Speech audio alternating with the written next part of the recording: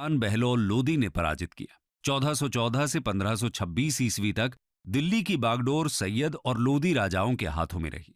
सिकंदर लोदी के शासनकाल के दौरान 1504 ईस्वी में आगरा को उपराजधानी का दर्जा दिया गया। सिकंदर लोदी के बाद इब्राहिम लोदी आगरा की गद्दी पर बैठा। लगभग 600 सालों तक अधिकांश भारत की तरह उत्तर प्रदेश पर भी किसी न किसी मुस्लिम वंश का शासन रहा, जिनका केंद्र दिल्ली या उसके आसपास था।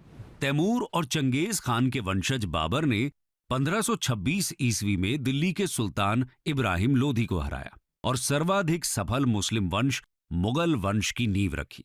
इस साम्राज्य ने 200 सालों से भी अधिक समय तक उपमहाद्वीप पर शासन किया, जो अफगानिस्तान से बांग्लादेश तक फैला हुआ था, जिसकी शक्ति उत्तर प्रदेश में केंद्रीकृत थी। चौसा के युद्ध में मुगल राजा हुमायूं को सूरी वंश के राजा शेर शाह सूरी ने हराया और उत्तर प्रदेश पर सूरी वंश का राज शुरू हो गया। शेर शाह सूरी और इस्लाम शाह सूरी ने अपनी राजधानी के रूप में ग्वालियर से शासन किया। इस्लाम शाह सूरी की मृत्यु ने हेमू के लिए दिल्ली पर शासन करने का रास्ता खोल दिया। पानीपत की दूसरी लड़ाई में मुगल वंश के सबसे प्रमुख राजा अकबर ने हेमू से सत्ता छीन ली और एक बार फिर दिल्ली पर मुगलों का शासन शुरू हुआ।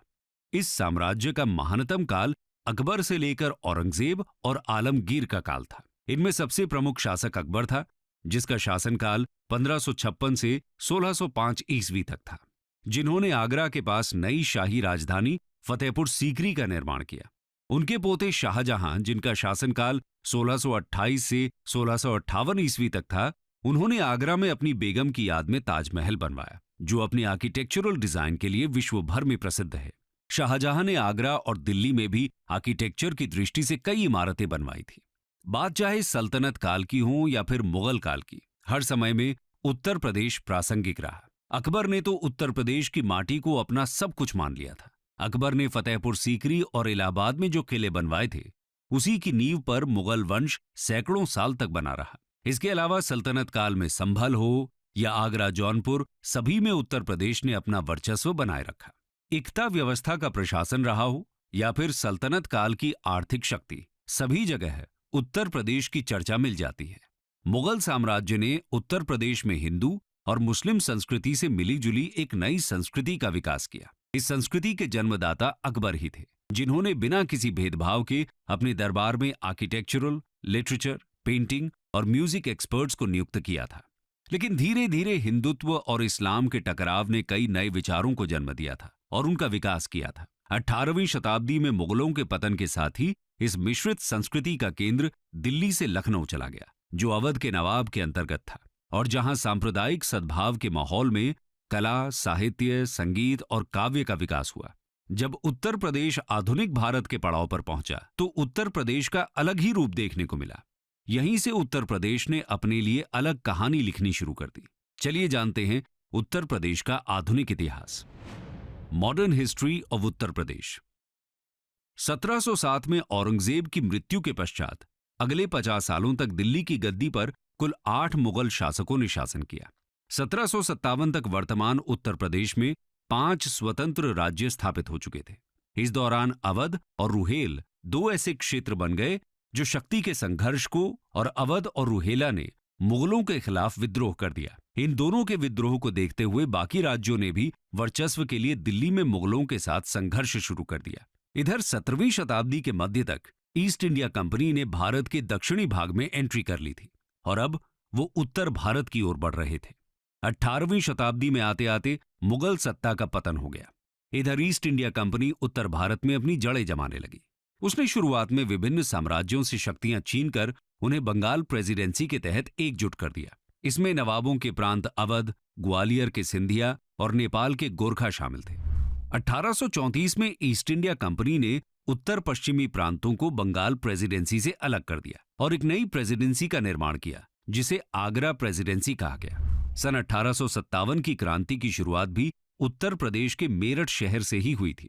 ये क्रांति लगभग 1 साल तक चली और धीरे धीरे पूरे उत्तर भारत में फैल गई। इस क्रांति को भारत का पहला स्वतंत्रता संग्राम नाम दिया गया।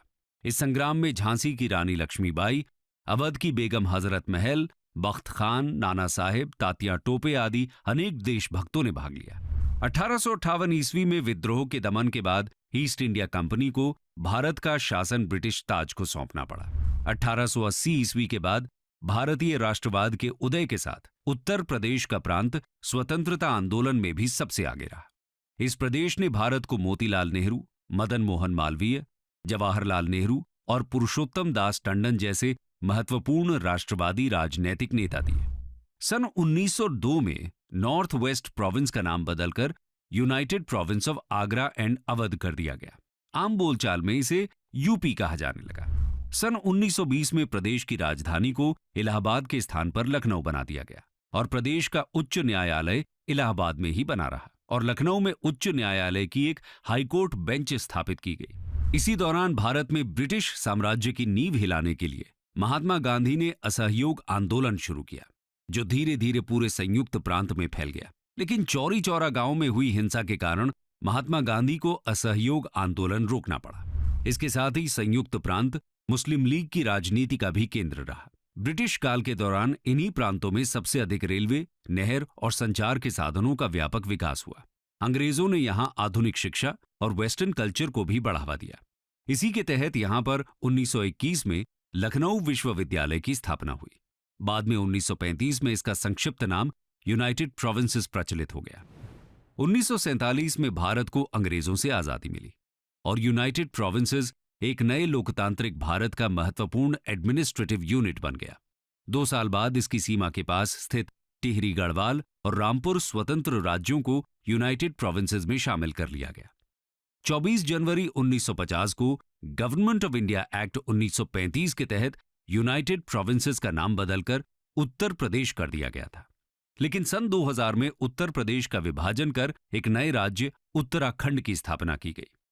दरअसल उत्तर प्रदेश के गठन के तुरंत बाद राज्य के हिमालयी क्षेत्रों में अशांति विकसित हो गई थी।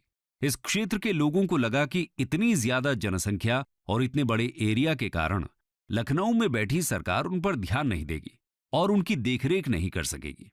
व्यापक बेरोजगारी, गरीबी और अपर्याप्त बुनियादी ढांचे ने उनके असंतोष में योगदान दिया। 1990 के दशक में एक अलग राज्य की उनकी मांग में तेजी आई। 2 अक्टूबर 1994 को मुजफ्फरनगर में एक हिंसक घटना से आंदोलन बढ़ गया, जब पुलिस ने राज्य समर्थक प्रदर्शनकारियों पर गोलीबारी की, जहां बहुत से लोग मारे गए। अंत में नवंबर 2000 में उत्तरांचल को उत्तर प्रदेश के उत्तर पश्चिमी हिस्से से अलग कर एक नए राज्य का गठन किया गया। 2007 में इसका नाम बदलकर उत्तराखंड रख दिया गया। कंक्लूजन। तो दोस्तों, ये थी उत्तर प्रदेश की गौरव गाथा। ये मुगलों के परचम, पतन और अंग्रेजों के आगमन का गवाह बना।